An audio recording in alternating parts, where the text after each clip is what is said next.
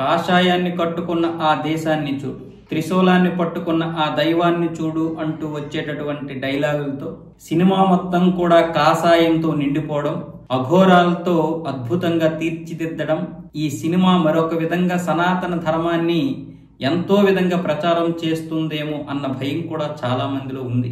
ఈ సినిమా ఆగిపోవడానికి ఆర్థిక ఇబ్బందులు కావచ్చు, లేదా ఇంకేదైనా కావచ్చు, కానీ ఆగిపోవాలని కోరుకున్న వాళ్ళు కూడా చాలా మంది ఉన్నారు. ఎందుకంటే ఇలాంటి సినిమాలు రావడం వల్ల మళ్ళీ హిందువుల్లో కనీసం ఆ ఒక్క రోజైనా సరే చైతన్యం వస్తుందేమో అన్న భయం కూడా చాలా మందిలో ఉంది.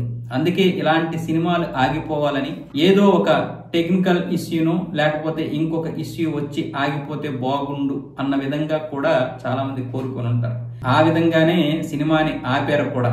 అయితే సినిమా మొత్తానికి దిష్టిపోయింది. ఈ నెల 12వ తారీఖునైతే అఖండ 2 అందరి ముందుకి రాబోతుంది. ఈ సినిమా తాండవం చూపిస్తుందనడంలో ఎలాంటి సందేహం లేదు. పైగా ఇలాంటి హై వోల్టేజ్ సినిమాల్లో బాలకృష్ణ బోయపాటి కాంబినేషన్ మామూలుగా ఉండదు. ఈ టేజర్ చూస్తేనే అర్థమవుతుంది. ఇందులో కొంతమంది విమర్శిస్తున్నా కూడా ఆ విమర్శలో కూడా వాళ్ళ అసూయ కనిపిస్తుంది.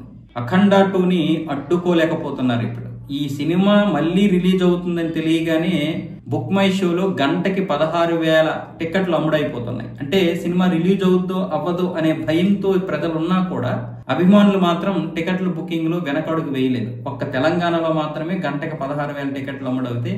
ఇక ఆంధ్రప్రదేశ్ లో కూడా బుకింగ్ ఓపెనింగ్స్ అయిపోయాయి కాబట్టి ఇక ఇది ఎంత అయినది ఇంకా బయటికి రాలేదు. కాబట్టి ఎంతమంది అసూయ చెందుతారో ఇలాంటి సినిమాల విషయంలో అవి అంత బ్యాక్ బౌన్స్ అయి వస్తాయి అన్నమాట. అదే జరగబోతుంది అఖండ 2కి.